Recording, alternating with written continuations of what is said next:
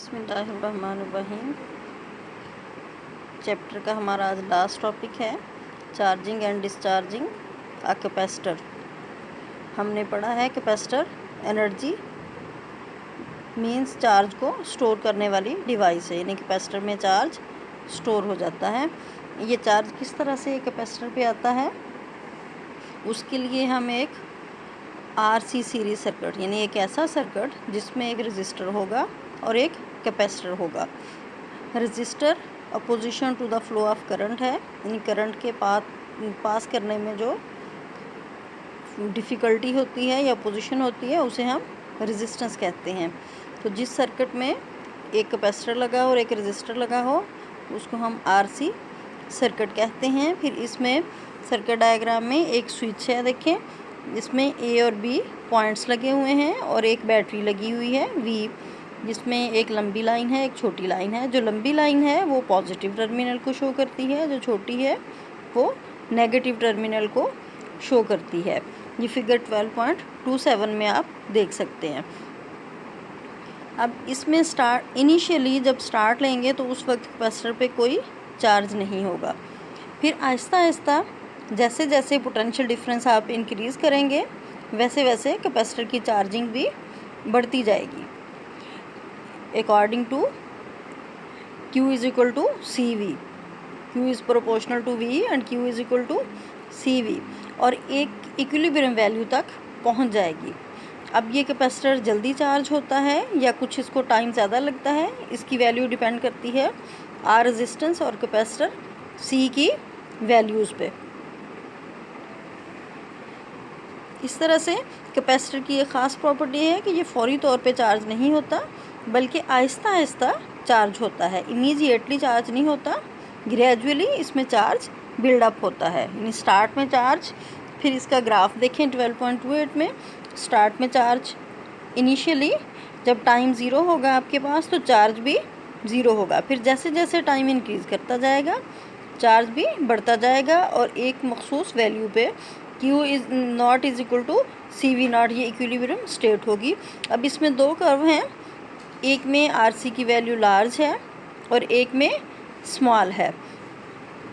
तो इसकी वैल्यू पे ही इक्विलिब्रियम की वैल्यू यानी मैक्सिमम कितना कैपेसिटर चार्ज होता है उसकी वैल्यू Q R और C की वैल्यू पे डिपेंड करती है, और एक मखसूस लिमिट तक कैपेसिटर चार्ज हो जाएगा अपनी एबिलिटी तक।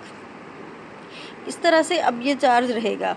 अगर हम इसको चाहते हैं कि ये डिस्चार्ज हो जाए तो फिर इसके लिए आपने फिगर 12.29 के ए पार्ट को देखना है कि यहाँ पे फिर हमने स्विच में बी पॉइंट से कनेक्ट कर दिया। अब जो बैटरी का या वोल्टेज का पोटेंशियल सोर्स था वो उसका कनेक्शन ख़त्म हो गया, तो क्या होगा कि कैपेसिटर डिस्चार्ज होना शुरू हो जाएगा एंटी क्लॉकवाइज डायरेक्शन, यानी पॉजिटिव और नेगेटिव चार्जेस की मोशन से वो एक दूसरे को न्यूट्रलाइज कर देंगे। अब इसमें इनिशियली मैक्सिमम है कैपेसिटर चार्ज, लेकिन जैसे जैसे टाइम पास करेगा तो कैपेसिटर की चार्जिंग ख़त्म होती जाएगी, तो टाइम के लिहाज से उसकी वैल्यू डिक्रीज़ करेगी। इसका ग्राफ फिगर 12.29 बी में आपको दिखाया हुआ है। Many electric circuits consist of both capacitors and resistors. Figure 12.27 shows a resistor capacitor circuit called RC circuit. When the switch S is set at terminal A, the RC combination is connected to a battery of voltage V0, which starts charging the capacitor through the resistor R. The capacitor is not charged immediately, rather charges build up gradually to the equilibrium value of Q0 is equal to CV0. The growth of the charge with time for different resistances is shown in figure 12.28.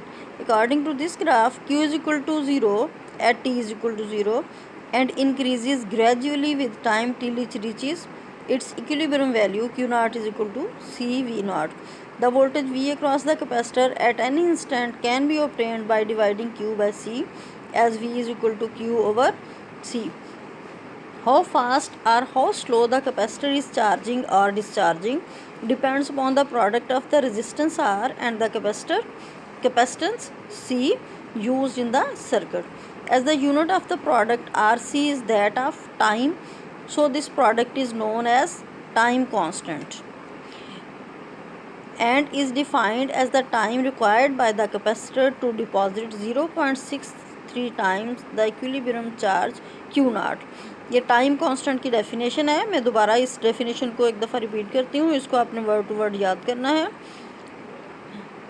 Time constant is defined as the time required by the capacitor to deposit 0.63 times the equilibrium charge Q naught। यहाँ तक ये time constant की definition है, इसको आपने याद करना है। The graph figure 12.2 it show that the charge reaches it's equilibrium value sooner well the time constant is small, यानी RC की वैल्यू स्मॉल होगी तो इक्विलिब्रियम कंडीशन जल्दी पहुँच जाएगी।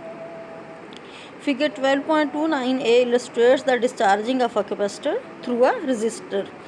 In this figure, the switch S is set at point B, so the charge plus Q on the left plate can flow anti-clockwise through the resistance and neutralize the charge minus Q on the right plate. The graph in figure 12.29b shows that discharging begins at t is equal to 0 when Q is equal to CV naught and decreases gradually to 0. Smaller value of time constant RC led to more rapid discharge. इनकी value small होगी तो जल्दी discharging का process. Example 12.6 है, यही time constant से ही related है। The time constant of a series RC circuit is T is equal to RC। Verify that an ohms times farad is equivalent to second. Means कि RC का product अगर हम लें तो इसकी यूनिट भी सेकंड ही आती है। वैसे रेजिस्टेंस की यूनिट ओहम होती है, कैपेसिटर की यूनिट फेरड होती है, लेकिन इन दोनों का प्रोडक्ट टाइम के इक्वल आएगा, तो उसको हमने प्रूव करके दिखाना है। ये शॉर्ट क्वेश्चन में भी न्यूमेरिकल बाज़-औक़ात आ जाता है और न्यूमेरिकल की फॉर्म में भी आ जाता है, इंपॉर्टेंट है। नेक्स्ट चैप्टर में आपने पढ़ने हैं जो फार्मूले, लेकिन मैट्रिक में पहले आप पढ़ भी चुके हो। बेसिक फार्मूले हैं, एक तो ओम्स लॉ है V is equal to IR, उसे हम यूज़ करेंगे। दूसरा करंट का है कि फ़्लो ऑफ चार्जेस को हम करंट कहते हैं, और I is equal to Q/T है। ये दोनों फार्मूले हमने यूज़ करने हैं। V is equal to IR, इसमें I की वैल्यू हमने Q/T लगा देनी है और फिर इक्वेशन से R की वैल्यू कैलकुलेट करनी है। एक तरफ आ जाएगा R is equal to V into T/Q। अब कैपेसिटर का जो रिलेशन हमने पढ़ा है Q is equal to CV, इसमें से C की वैल्यू एक साइड पे करें, C is equal to Q/V आ जाएगा। अब एक फार्मूला है आपके पास R is equal to VT/Q, दूसरा है C is equal to Q/V। क्यों हमने RC को फाइंड आउट करना है ना, इसलिए दोनों इक्वेशंस को हम मल्टीप्लाई कर लेंगे, राइट हैंड साइड को राइट हैंड साइड से और लेफ़्ट हैंड साइड को लेफ़्ट हैंड साइड से मल्टीप्लाई करेंगे, तो हमारे पास आ जाएगा RC is equal to V into T/Q into Q/V। Q से कैंसिल हो जाएगा, V से कैंसिल हो जाएगा, तो RC आपके पास T के इक्वल आ जाएगा। R की यूनिट है ओम, रेजिस्टेंस की यूनिट ओम होती है, 1 ohm multiplied by 1 farad is equal to 1 second, where ohm is the unit of the resistance. Chapter आपका कंप्लीट हो गया है, इसको तैयार करें और ज़हनी तौर पे टेस्ट की तैयारी करें कि किस दिन हमने इसका टेस्ट देना है। अल्लाह ने के बाद।